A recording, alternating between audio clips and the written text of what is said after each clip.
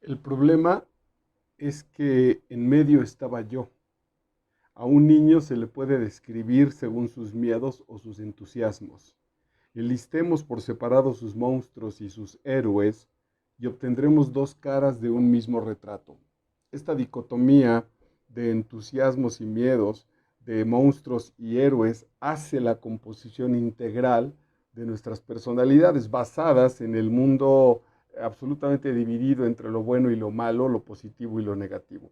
Esta mezcla de enfrentar desde la infancia este proceso en realidad es uno de los caminos y de los procesos que nos van convirtiendo en personas, de los que nos van haciendo parte de la humanidad, parte de nuestro grupo familiar en un primer momento, después social y finalmente de la humanidad como una base importantísima para distinguir. Esa base para distinguir a veces termina dividiendo la personalidad, a veces terminamos mucho más en un extremo que en otro, o genera muchos procesos neuróticos porque estamos buscando enseguida, antes de disfrutar la experiencia, antes de enfrentarnos a ella, si es buena, si es mala, y ahí se nos van muchísimos cuestionamientos que a veces terminan por ser absolutamente, generar absolutas predisposiciones neuróticas que no nos permiten fluir en la existencia. De nuevo nos enfrentamos en esta ocasión a un texto de revisión infantil,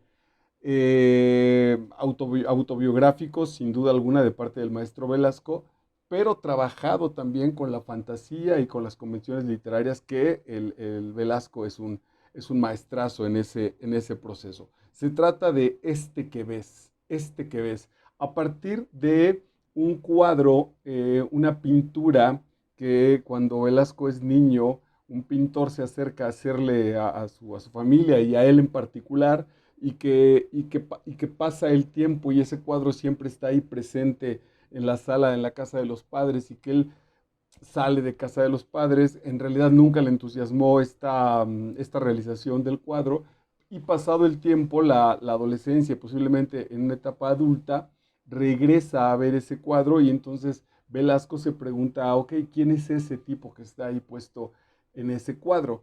Hay muchísimas versiones, todas las versiones familiares, papá, mamá, los vecinos, la escuela, etcétera, pero sobre todo, pues el responsable de una narrativa sobre esa imagen que está en ese retrato es el mismo Velasco, ¿no? Que es un gran cuestionamiento. ¿Quiénes seguimos siendo los mismos de cuando teníamos 6, 7 años, nuestra infancia, para los que ya la hemos dejado, en dónde está? Y aún si todavía, yo decía un poco como de carácter neurótico, la seguimos intentando adjetivar como buena o mala, si la justificamos, como diría Alice Miller, ¿no? Con tal de no saldar las deudas y no pagar las facturas de nuestras propias heridas, porque no queremos culpar a mamá y a papá, porque eso está mal visto, entonces es probable que sigamos arrastrando dolores por no ajustar las cuentas. Bueno, Velasco en esta novela,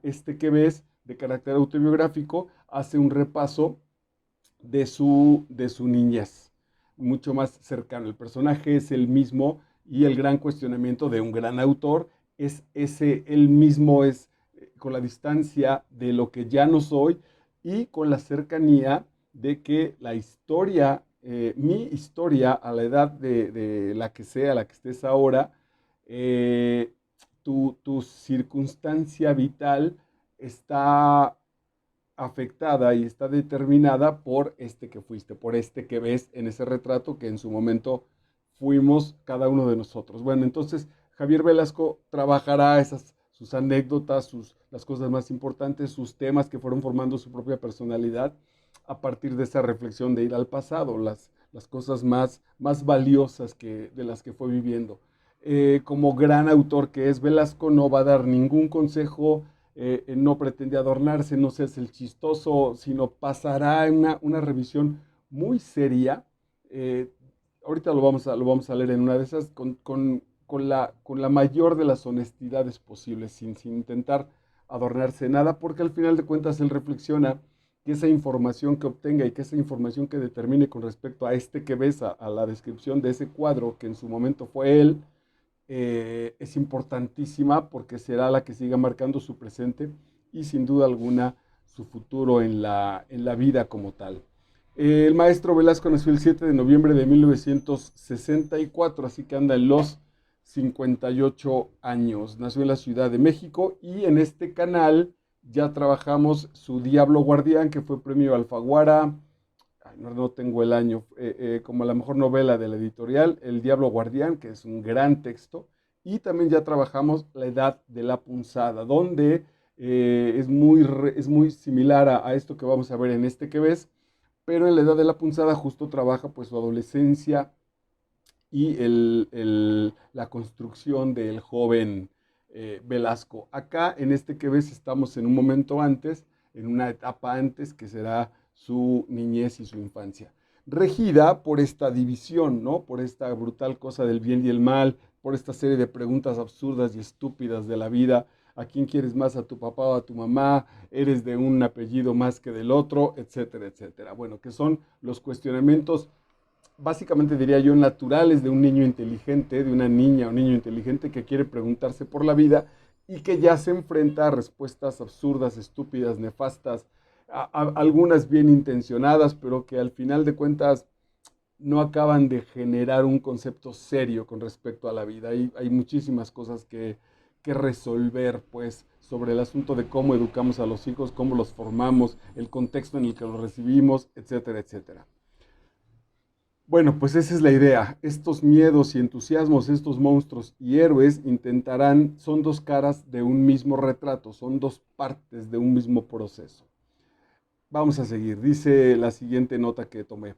No pasó mucho tiempo antes de que aprendiera a servirme de las mentiras para mejor lidiar con los problemas. Este es un común en los elementos autobiográficos que hemos tenido aquí con algunos autores.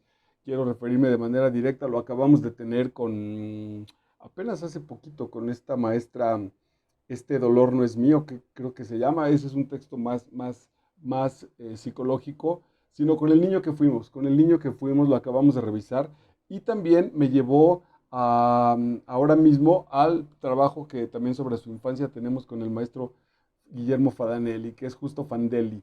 Fandelli también funciona como una biografía y Los Topos, que es maravillosa sobre el proceso brutal, nefasto de la preparación de los adultos con respecto para recibir a un niño. Hace un rato en el deportivo donde tengo actividad, en los vestidores estaba un niño y un adulto que me llamó la atención porque el adulto, que era su papá, no era ningún muchacho, debió ser una persona cuando menos de 40 años y el niño debería tener 8 o 10 años. Y el niño no paraba de hablar y hacía preguntas y hacía comentarios y le contaba la historia al papá de X tema, lo que sea.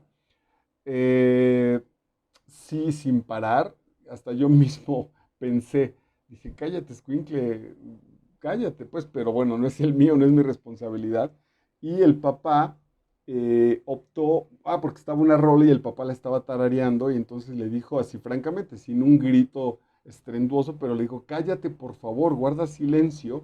Y después me colocó a mí en mi falsa moral en el otro lado, ¿no? Dije, bueno, este señor, ojalá un día no se arrepienta de, de que se está perdiendo un momento importante en la construcción del mundo de su hijo, con los traumas psicológicos que pudo haber generado ese proceso de cállate que estoy escuchando mi música, como el primero que pudiera ser que es más importante la música que mi charla y eso puede ser un peso brutal para el niño.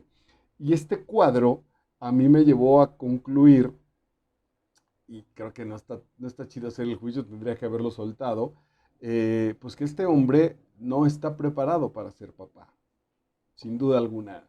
Sí, o cuando menos debería tener muy claro estas salidas, ¿no? Es decir, él debería hablar con alguien o como sea e ir a su deportivo solo y tener sus ratos para escuchar su música que tiene absoluto derecho, pero a mí me parece que la convivencia con un niño, ni modo, pues requiere atención. Ahora, muchísimo más si ese niño es tu propio hijo, ¿no? Porque es decir, ahí con toda la información que le está pasando con esto que te acabo de notar. Bueno, y esta situación estaría transparentada socialmente. la justificación con otro adulto sería, claro, sí como hablan los niños, pero en realidad no se están haciendo responsables de la formación, porque los niños siguen básicamente sin importarnos. Los niños importan para dos cosas: que saquen buenas calificaciones en la escuela y que se porten bien, ¿no? Con esa finalidad que puede encerrar muchísima situación mediocre, es a partir de donde nos movemos. Bueno, pues nuestro autor va a reflexionar sobre eso y dice en bienvenidos a la educación de los niños. La integración de los niños al asunto social está basada en la mentira, porque así es el contexto donde nos movemos, que debe ser brutal para los niños. Recuerda tu infancia, en la mía justo fue también así, una bomba. ¿Cómo es el manejo de las mentiras? Yo no debo decir mentiras, pero mis padres, francamente, o los adultos que pude revisar, francamente y a veces con todo cinismo, se mienten o le mienten a las demás personas, no están comprometidos con su verdad y con sus palabras, con sus compromisos existenciales, etcétera, etcétera. No pasó mucho tiempo antes de que aprendiera a servirme de las mentiras para mejor lidiar con los problemas. Es más fácil mentir para los problemas relativamente cotidianos que enfrentarlos desde la verdad.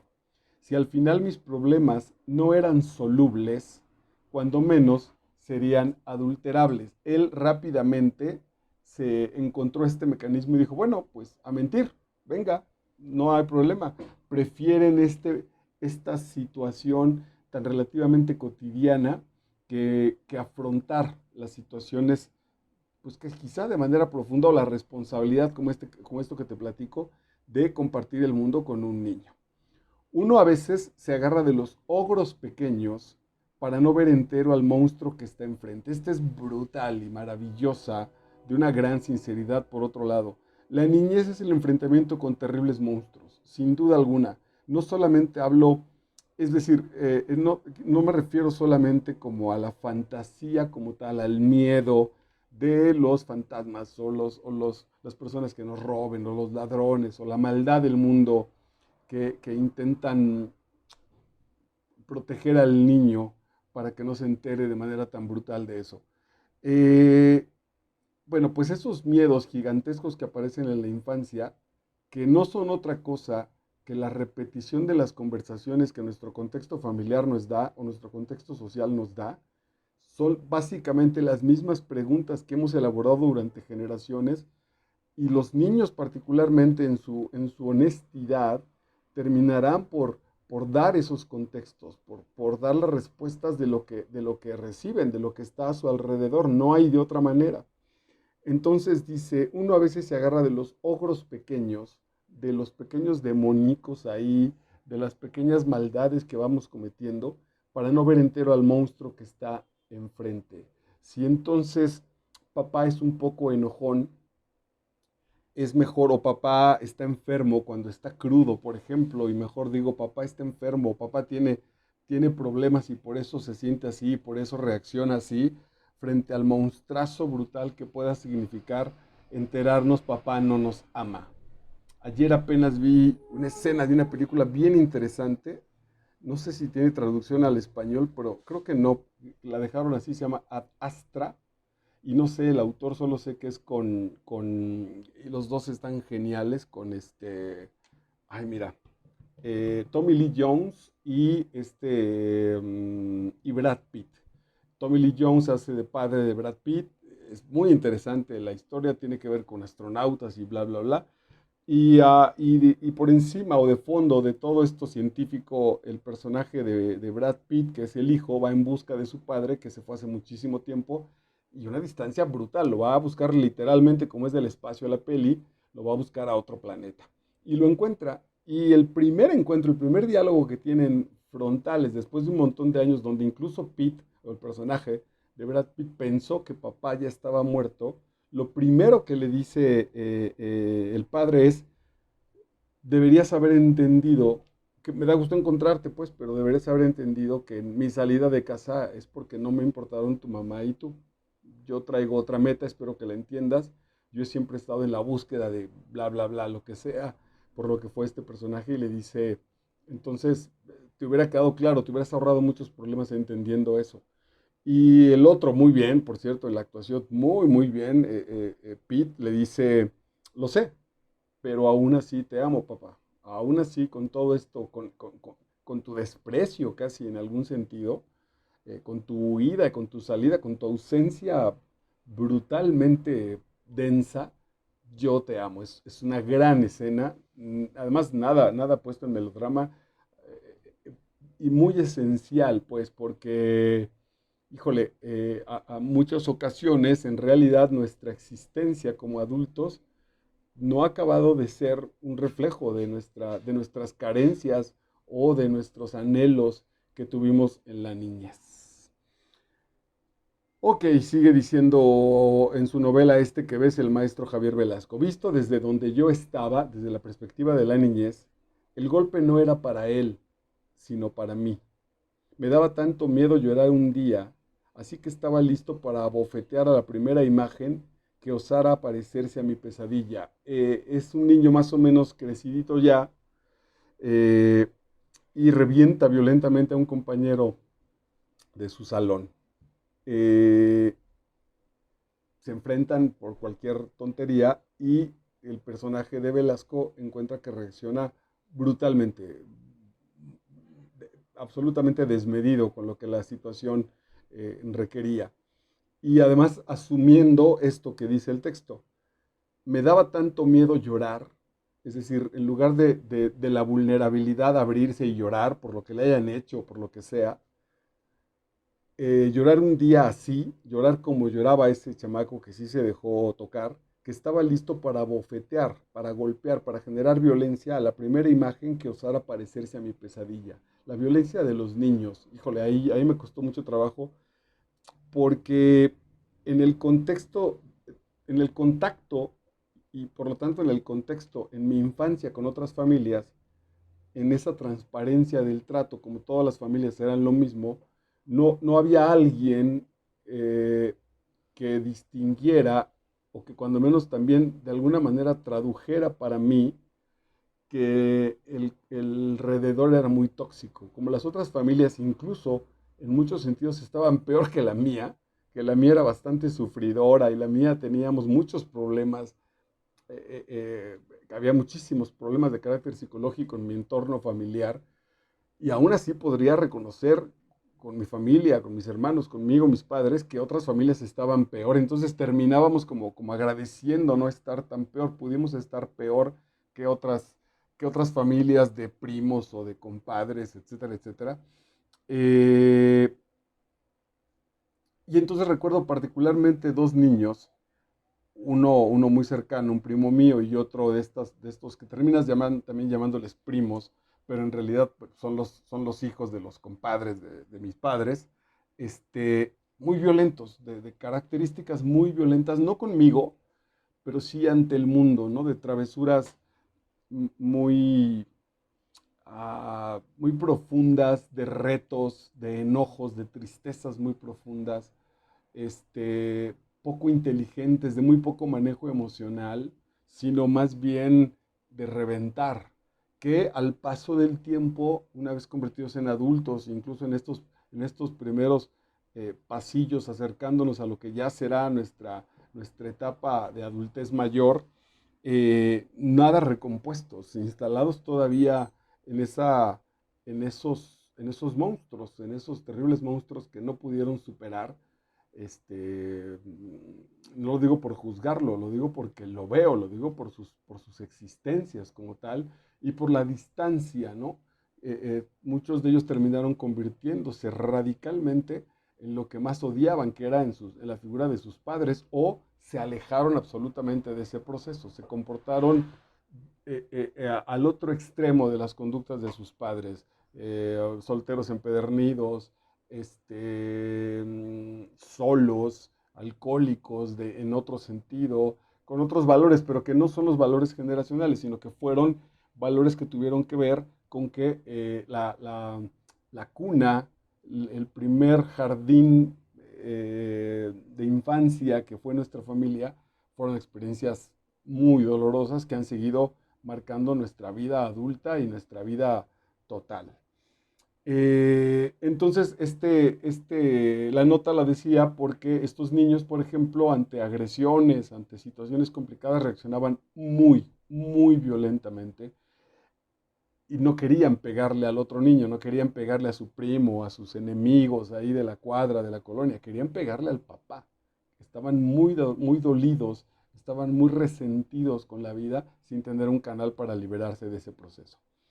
Si los malos se burlan, si los malos se burlan y los buenos te acusan, es mejor que ninguno sepa quién eres. Tremendo, las reflexiones de Velasco son maravillosas porque nos está dando las respuestas ante este mundo agresivo, ante este mundo incomprensible, ante este mundo violento literalmente y violento metafóricamente en términos de no entenderlo y de que si no lo entiendes, si no te haces un cínico, si no te adaptas rápido, puedes pasar justo por un estúpido, por un raro, etcétera, etcétera. Entonces él dice, ok, si los malos se burlan y los buenos te acusan, entonces mejor que no sepan quién soy. Y empieza este proceso de enmascararnos, ¿no? Aquí tenemos en este canal a el caballero de la armadura oxidada, que justamente sería este proceso de empezar a ponernos la armadura, porque el mundo es una batalla, y que bueno, pues ocasionalmente en el caso de la armadura oxidada, el caballero de la armadura oxidada, el amor y el dolor por los hijos, por el hijo y por la mujer, generarán que este caballero tenga este proceso de pureza, de limpieza de él mismo. Ok, pero ¿y si no llega?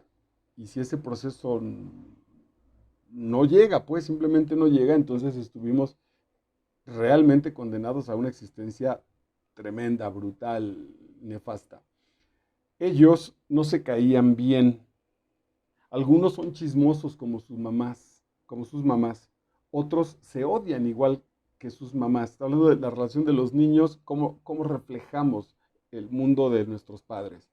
Otros se odian igual que sus mamás. Esto es terrible, es muy triste, pues la novela es muy divertida, es muy anecdótica, pero es muy triste en estas reflexiones. Pues pensar que heredamos y si no tenemos un proceso de revisión, de sanación, de limpieza profunda, heredamos los terribles y absurdos conceptos equivocados de nuestros padres, está muy cabrón. Ellos no se caen bien, algunos son chismosos como sus mamás, otros se odian igual que sus mamás. Mientras los tíos gritan, discuten, se hacen burla, para mí que allí nadie se quiere y está hablando de su propia familia. Apenas la recepción de, no sé si fue Navidad o en Año Nuevo pasé este Año Nuevo justo lo recibí de una manera muy particular, muy especial, muy agradable, por cierto, la pasé muy bien, con una mujer, voy a decirlo así en términos como normales, con una mujer. Y muy bien me refiero a una charla que se prolongó hasta muy altas horas de la madrugada, con todos los temas, de manera profunda, sincera, honesta, sin ninguna carga subterránea, ni sexual, ni de conveniencia, solo un par de medianos solitarios. Nos pusimos en contacto y dijimos, bueno, pues entre pasar, ¿qué vas a hacer? Nada, y tú tampoco, pues venga, hagamos algo de cenar y pasémosla muy bien. Y eso hicimos. Y claro, de mi parte, pues no en mal plan, pero eh, en mi casa hacemos un tremendo esfuerzo, en mi casa original, los integrantes de este núcleo, mi padre ya no está vivo, mi mamá y mis dos hermanos, en realidad hacemos un gran esfuerzo por ser amables, y no solo ser amables, creo que estamos por encima de ser amables. En realidad nos llevamos muy bien y somos muy solidarios unos con otros, pero no pasamos aventuras vitales desde hace un montón. No lo voy a hablar por mí. Y me parece también que ellos conmigo jamás me han invitado a una cuestión que no sea de carácter familiar. No estoy, hace mucho tiempo, porque sobre todo con mi hermano, con el que sí, yo soy el mayor, con él sí tenemos incluso amigos en común y en realidad muchos de sus amigos del trabajo, por ejemplo, los conozco y genero cierta confianza. Con ellos lo mismo pasa realmente de él con muchos de mis amigos. Pero me refiero a que no tenemos esa cotidianidad, no están en mis planes, no hago negocios con ellos, si quiero ir al cine, la verdad es que muchas veces ni se me ocurre pensar en que pudiera invitar a uno de ellos. Se sentiría hasta raro seguramente si uno de mis hermanos le, oye, vamos al cine, algo pensarían, ¿quieres hablar de algo? En fin. Y sin embargo, no la pasamos mal. Esa era mi presentación de esa cena. Del otro lado, me llamó la atención cuando releí este texto porque venía, porque además juzgaron a esta muchacha, a esta mujer, la juzgaron en su familia porque, bueno, pues, ¿qué vas a hacer con un güey raro en Año Nuevo? Deberías estar con la familia, qué intenciones tiene, todo lo moral que se destapó. Y el asunto fue que a las, ¿qué será? 1:30 de la mañana, la reunión en casa, su casa ya había finalizado porque hubo pelea, golpes, gritos, horrible. Y el asunto es que ella decía, bueno, pues es que es lo mismo de todos los años. El gran asunto, no estoy juzgando a la familia, ni mucho menos, al contrario, ella fue maravillosa. El gran asunto era cómo se cotidianiza esta violencia, es decir, tiene 6, 7, 10 años que pasa lo mismo y cómo se siguen reuniendo, ¿no? Eso mira lo que se me hacía admirable. Sé que esa reunión puede correr el riesgo de peleas, de violencia directa y cómo sigo acudiendo y la gente sigue yendo a esa reunión familiar y el que no va es tomado justo como el caso de esta chica, como traidora, rara, ya no quiere a la familia, etcétera. Bueno, pues eso en realidad lo encontramos desde muy temprana edad. Pero aquí viene algo delicado. No sé si quién a los 8, 9, 10 años estamos preparados como para tomar esta distancia crítica con nuestra familia y un gran elemento es, ok, ¿y qué vamos a hacer? Bueno, pues así es, pero ¿qué vamos a hacer? Y después, por otro lado, si estos contextos de familias todos están dañados, bueno, pues como novela, como cuentos del maestro Carlos Fuentes, pues el tuerto es rey, ¿no? Que es justo lo que te decía hace un rato. Nosotros éramos los tuertos porque había francamente muchos ciegos. Contar historias y peor, la propia historia, entraña, esta es muy bella y muy fuerte, contar historias y peor, la propia historia, entraña hacer pedazos lo que estaba entero. Mi infancia, mi adolescencia, mi pasado está entero. Y armarlo, hay que destruirlo y armarlo ya no con la idea de que alguna vez vuelva a funcionar, sino de cuando menos llegar a comprenderlo. Creo que no necesita explicaciones. Ir al pasado es ir a romper, como cuando intentamos de niños justo saber qué tiene adentro determinado mecanismo y que ya no va a funcionar igual. Lo estamos haciendo en esa ida al pasado solo para llegar a comprenderlo. Como gran autor que es Velasco, como un verdadero artista, no se plantea el consejo de ve y revisa tu pasado, revisa tu infancia y compréndelo. No se atreve por ética, pues, por una elegancia intelectual, porque la obra es la que tiene que hablarlo. Ahora, me parece que es irremediable. Si ya pasaste por ese proceso, entonces este texto, que ves, va a ser muy divertido, va a ser muy lindo. Creo que aquí está la clave de la distancia. Es un texto que yo les recomendé a mis alumnos que están en el promedio de 17 años, 17, 18, y no les impactó del todo. Y creo que ahora ahí está si no mi error como tal, claro, está muy cerca todavía no hay un asunto crítico, todavía hay una esperanza, todavía algunos de ellos incluso siguen atrapados en muchos procesos de su infancia, todavía no tienen las herramientas para salir y revisar con qué herramientas los mandaron a su batalla cuando se casen, cuando trabajen, cuando crezcan, cuando tengan hijos, que me parece que son los reflejos que se pueden ir generando. Es bien interesante, yo creo que todo el mundo lo hace, pero es bien interesante. Socialmente tampoco está tan aceptado, pero es bien interesante reconocer el niño que fui, cómo me trataron mis padres, con el padre que soy y cómo traté a mis hijos cuando fueron niños, como es mi caso, por ejemplo, ¿no? Hay una diferencia enorme en muchos aspectos y en otros sin duda no se alcanzó a liberar del todo el fantasma, o tal vez algunos incluso hasta en este caso mi padre fue mejor conmigo en algunos aspectos que lo que yo fui con mis hijos. Solo lo planteo, pues, que esta especie de comparación es muy interesante habitarla, revisarla. Bueno, pues ese es el viaje al pasado, ya no para que funcione igual, sino cuando menos para comprenderlo. Al final, la rebeldía más interesante no estaba en ser capaz de jugarme la vida a los dados, sino llevar un juego de niños hasta la edad adulta. Eso se parece mucho a este texto de El niño que fuimos, donde, donde de manera muy profunda el planteamiento era: ahora, a la edad que tengas, que ya eres adulto, incluso si estás recientemente en tu plena juventud, creo que el gran cuestionamiento hacia el paso del tiempo es si estamos cumpliendo, o cuando menos estamos esforzándonos en cumplir las promesas que le hicimos nosotros mismos a ese niño que fuimos, a ese niño del retrato, a este que ves, yo le prometí ciertas cosas, ¿no?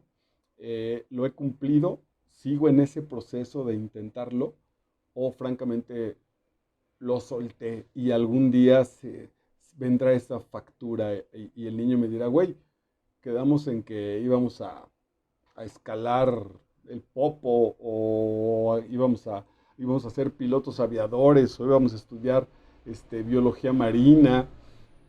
¿Y dónde está eso que me prometiste con tanto ahínco? ¿Dónde se fue atorando? ¿Dónde hemos ido dejando jirones de piel y de carne, diría yo, en aras de medianamente sobrevivir en la cotidianidad de nuestra existencia? Tremendo.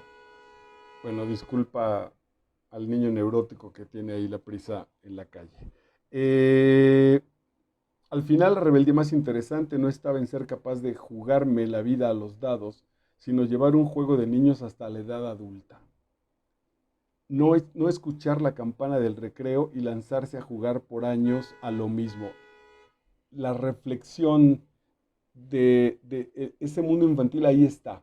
Y ahí va a estar en realidad durante todo el tiempo.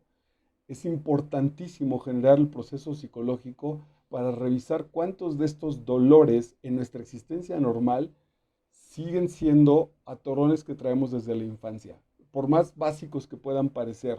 Yo, ahorita que preparaba la charla, eh, llegué a una especie de conclusión que dije: bueno, cuando viví el momento terapéutico más intenso en mi vida, y continuado casi año y medio de trabajar semana con semana, la verdad es que lloré un montón. Fueron mares de lágrimas dolorosas, que hoy, cuando menos, bueno, me tienen en otra disposición existencial muchísimo más relajada, pero que siguen apareciendo los fantasmas. Ahorita se me ocurrió uno así que me chocan los autobuses llenos. Cuando puedo ir en un autobús público y si voy sentado voy relativamente tranquilo, pero ir en autobús de pie, con la gente aquí a un lado, etcétera, me pone de un humor espantoso. Y hay veces que incluso me toca con gente amable y me tratan bien y nos cuidamos, bla, bla, bla. O sea que no son experiencias traumáticas las que vivo de manera cotidiana.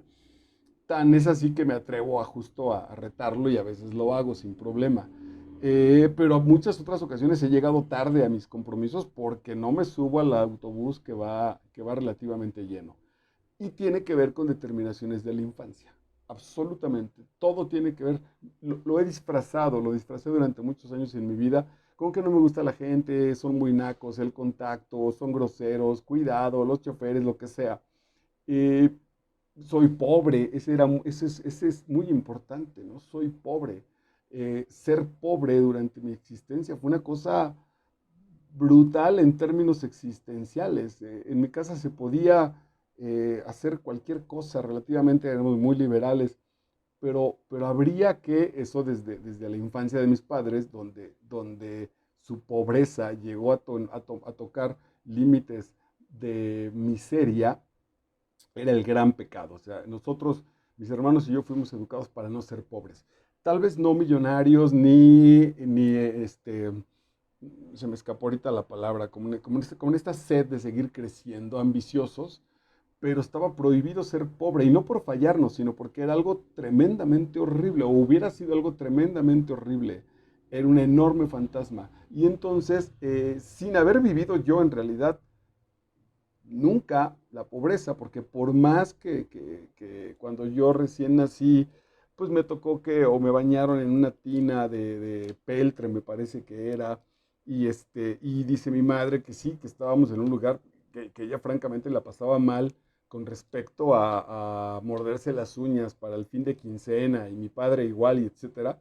Sin embargo, bueno, pues Marquitos siempre tuvo, de manera directa por ellos o por el contexto familiar, ropa caliente, baño seguro y leche sin problemas. Es decir, no tengo una experiencia en la que yo haya dicho en ningún momento de mi vida, por ahí también algunas ocasiones cuando yo estuve casado, etcétera, también momentos relativamente críticos como que tenían más bien que ver con, por ejemplo, con no llegar al límite de pedir dinero, ¿no? Que era como el punto así de, "Ay, aquí la lata no es que hoy no tengamos para cenar, porque siempre hubo, pero nada, pues nos vendría bien un poco más de dinero y hay que pedírselo a quien sea. Hasta ahí era el límite. Bueno, eso tiene que ver, lo menciono, porque justo son los contextos que están determinados por la infancia, y muchos de esos contextos de la infancia siguen haciéndonos sufrir profundamente, y otros no nos dejan crecer. Y es terrible porque empezamos como a encontrarles las razones por las cuales estamos ahí, y es muy probable que sigamos, que permanezcamos mucho tiempo ahí por muchas razones. Una de ellas es porque no vamos a tener el valor de regresar a hacer un registro y un conteo desde nuestro dolor y desde nuestras heridas a ese ámbito familiar. Ya lo terminé, está en fila de espera, un texto increíble, del maestro colombiano Fernando Vallejo. Y a mí me llamó mucho la atención, ya lo compartiremos acá más adelante, donde el tipo, francamente, toda la novela se refiere a su mamá como la loca. Impresionante. Yo lo revisaba y decía, en algún momento le va a llamar mamá, en algún momento va a decir, mamá, ya estamos en paz y tranquila. Nada, no, no, no, no tuvo, como es la literatura de Vallejo, también por otro lado extraordinaria, no tuvo el menor detalle, nada. Me provocaste esto, pues te vas a la mierda, maldita loca. Y ahí la dejó toda la novela. El desbarrancadero se llama ese texto que trabajaremos muy pronto. Ok, regresemos a este que ves del maestro Javier Velasco. Si el relato ha de alimentarse de la carne escocida del relator, la historia que te voy a contar, la materia prima es la carne escocida, la carne doliente del relator. Lo propio no es usar paracaídas, sino tirarse libremente al vacío, confiado en que las aguas de la nada sirvan para frenar su carrera al infierno.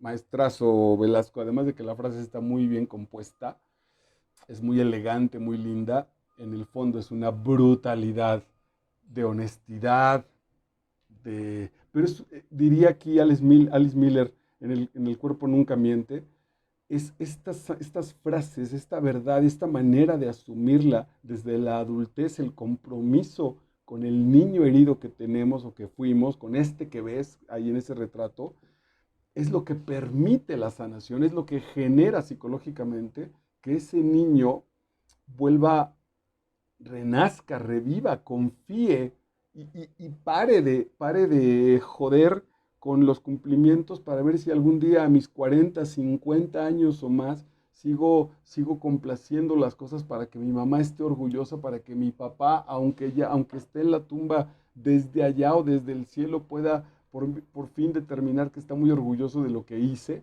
No a la mierda.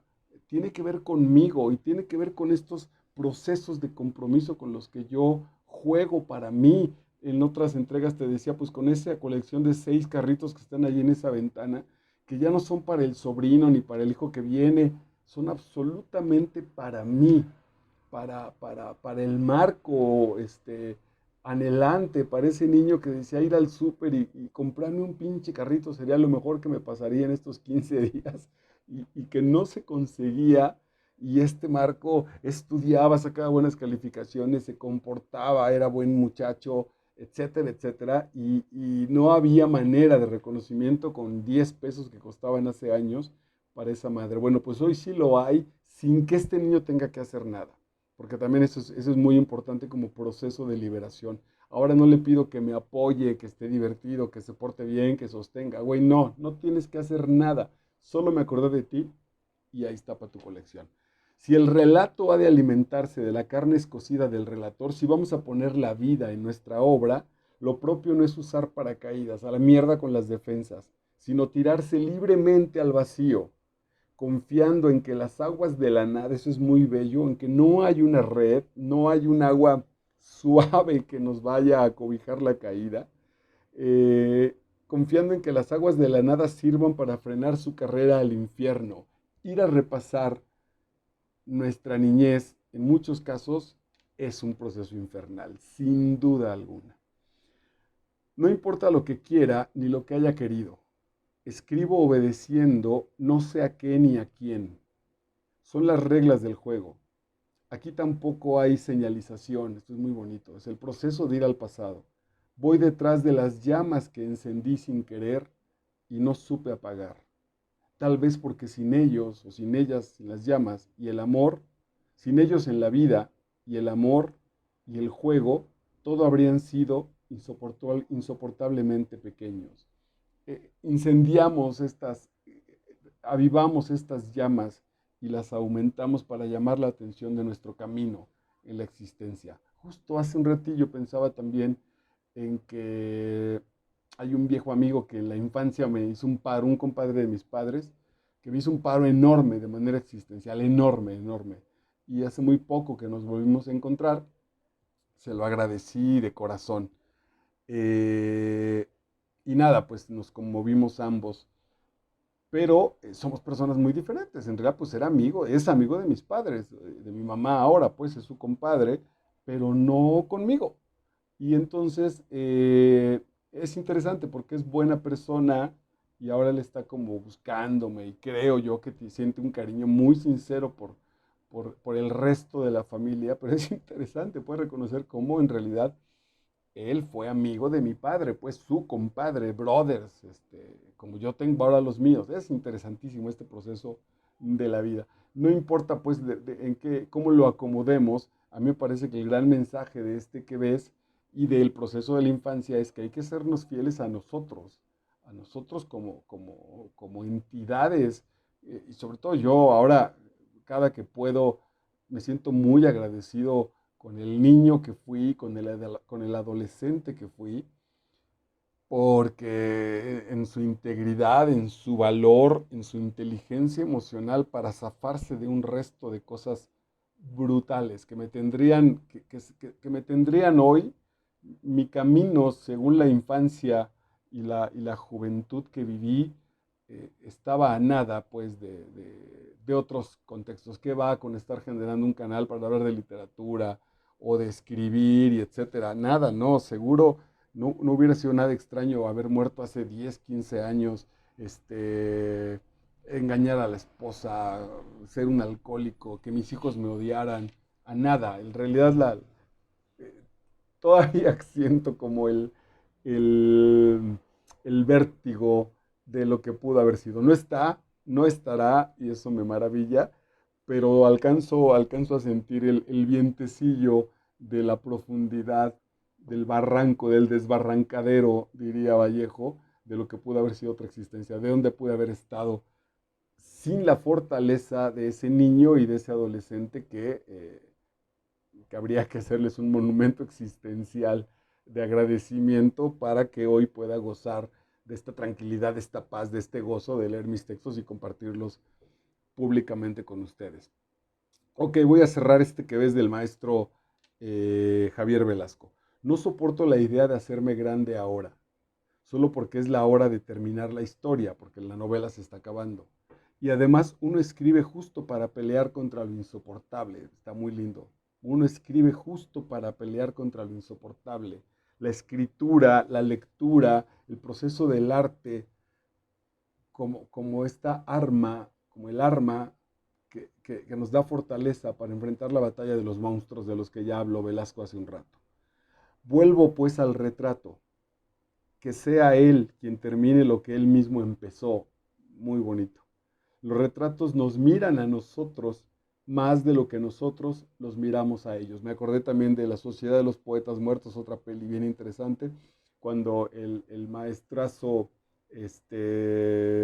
Robin Williams se lleva en su personaje del maestro a los alumnos a escuchar a los cuadros y les dice al oído, escuchen lo que estos hombres de generaciones anteriores, el mensaje que nos dejaron aquí directo, explícito para nosotros, carpe diem.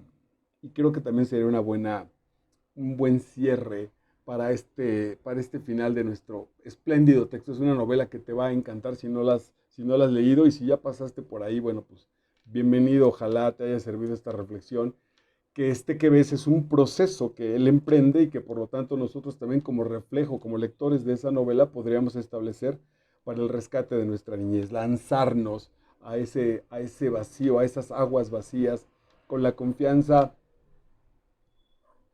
que da la absoluta incertidumbre, con la confianza que da la disposición del Carpe Diem. Soy Marco Vidal, estás en Master Vidal en YouTube y nos vemos en la siguiente entrega. Muchas gracias.